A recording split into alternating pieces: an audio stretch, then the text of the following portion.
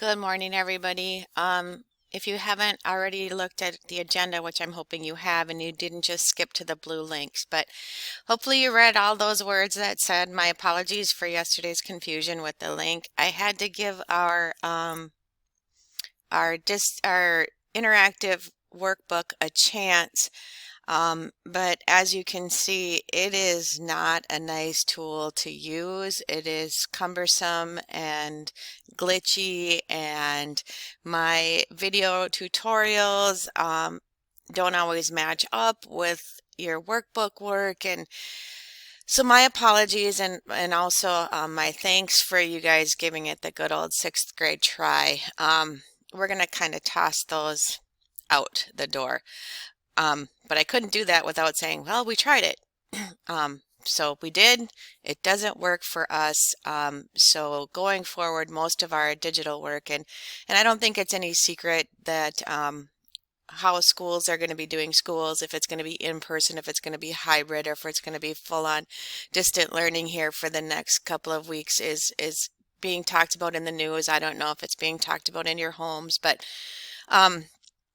if we go a full on distance, I wanted to see if using our digital workbook was even an option, and it is clearly not. So rest assured, you will not see any more digital workbook lessons, but we will be using Get More Math.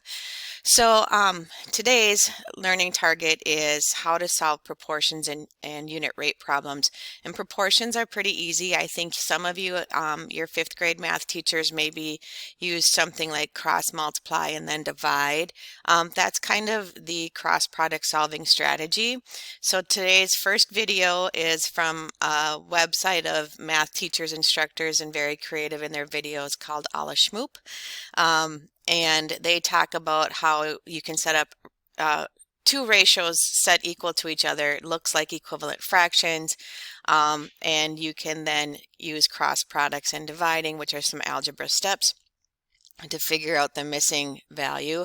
That might look a little familiar because that's why we've been doing so much work with factor puzzles. You can also solve proportions using our factor puzzle strategies, but using this cross product strategy might be a little quicker and a little easier. One step that's eliminated is your finding the greatest common factor and then dividing out and then multiplying. This one you can just multiply and divide and bam, you're done. I also want to give you a heads up, when we're solving proportions and unit rate problems, calculators are now allowed. If we have a spring test called the MCAs this year, and the questions that we're practicing and studying right now, if those pop up on a standardized test in the spring, the calculator button will pop up. So I'm allowing you to use calculators in this unit. If I didn't say that earlier, my apologies. With factor puzzles, I didn't want you to use calculators. But okay, so here's a couple of examples for you in Get More Math if you need them. Oh, no, there isn't. I think I have to go back. I think these pages are at the end. Wait a minute. There it is. Okay, sorry. All right, so one of the first questions you'll be practicing in your today's practice site, Get More Math, you have to practice for 15 daily points today. You may switch over to mixed review, but you can still earn points in your mixed review practice. But is the following a unit rate? And I cannot stress this enough. And kids, I think maybe I overstress it, and that's why it's confusing for students. But let's see, it's Wildcat Wednesday, so I will use purple ink today. But is the following a unit rate? Unit means everybody. It means, well, everybody, this is a recording. Unit rate, why isn't my pencil not working here? I have a color selected. I have a line. Oh, okay, well, is the following a unit rate? Unit means the amount of 1. So in other words, and 1 has to be the second number. And if you haven't figured this out yet, this colon indicates that you are having a ratio. In other words, it's the part of your table that goes up, and the linking column, the grouping, the units column has now been eliminated from our ratio tables, which is what the difference between a ratio table and a rate table is, but we don't need to talk about that today. So in other words, when you're looking at this, you have a ratio of 5 to 4. You can write that as 5 to 4, little review lesson here, or you can write it as 5 to 4. Now to be a unit rate, the unit is always this second number here when you're reading it out loud or into yourself in your head. This is 5 to 4. To be a unit rate, it needs to be 5 to 1. 5 to 1, 5 to 1, and that's not the case here. So in this example, no, a unit rate, the second number has to be per one unit. So that's a review of what is a unit rate. Here we have a unit rate problem. Okay, here they want to figure out per hour. Just because you don't see a number here, they're giving you information, but they're not giving you the speed. They're just giving you a total distance and the time that they're traveling. So what is the speed of car 1 in miles per hour? Look at this, miles per hours. They just didn't give you the unit rate. So, and I also think this is a two-part question. And when you scroll down, and you'll see, like underneath it'll say, what is the speed of car 2 in miles per hour? You have to solve this one first, put your answer in the box, click the check box, and then go on to answer the part 2 of this question and check the checkbox. If you don't do this and check the checkbox, I don't think it is going to allow you to, it'll tell you your answer's wrong or something. So you have to check your answers for both parts if it's a two-part question. I only have the first part of this question in this recording, but you set it up in order. So miles, and with proportions strategy, we're not going to use the colon to set it up, but we're going to label our ratio, and we're going to write our ratio to look like a fraction. Part we're counting is miles, and the other one we're going to label our ratio in words first. Miles to hours is how we are counting or measuring in this story. What do we know? We know that they've traveled 240 miles in 6 hours. The question is, what is the speed of the car in miles per hour? So the other ratio is, what is their miles? This is the number we're trying to figure out. And you know what? You guys are sixth graders now. I'm not going to use boxes or circles or anything like that. Let's start making it look like an algebra question or solution. We are trying to figure out miles per hour, and you might be thinking, well, what do you mean per hour? Shouldn't it be H here? No, per means 1. So now you can just think back to our fraction unit. You can grab your calculator and you can type in what is 240 divided by 6, and that will tell you the value for M because this number is 1. Or you could use the cross product strategy from our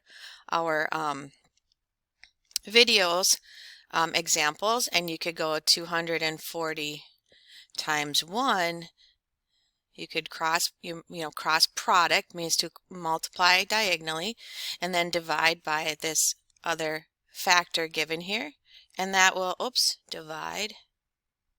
That will also tell you the value for M, and because examples always give you nice easy numbers to do in your head, we know that 240 divided by 6 or 240 times 1 divided by 6 will give me a solution of 40 miles per 1 hour.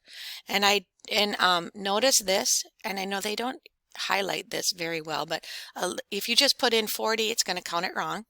So you're missing a label, and I don't know. This is my first time going through using this website or these set of problems.